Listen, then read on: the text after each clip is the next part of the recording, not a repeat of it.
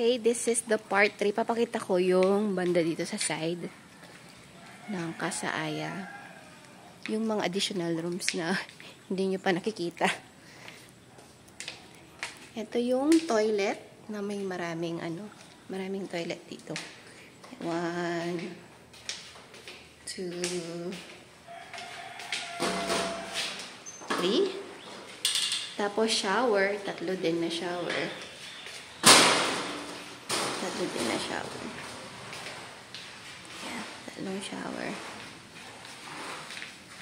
And then, ito, lang ito? Laundry area to. Naka-lock siya. Kaya hindi to, pwedeng puntahan ng guest. Naka-lock naman. Tapos, ito yung room 5. Room 5 siya. Ayan. Sorry. Ayan.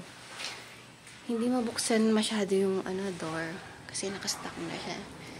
Ito yung room 5. Dalawang single bunk bed. So good for 4 siya dito. Tapos may extra mattress pa na pwede pa yung iba. Tapos ito yung room 6. So mga additional rooms na lang to. Ayan siya. Yung room 6, ayan. Parang dalawang double size bed.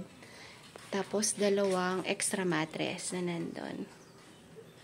Okay itong room 6. Okay din itong room 6. Tapos yung parking area nandito ulit. Ayan.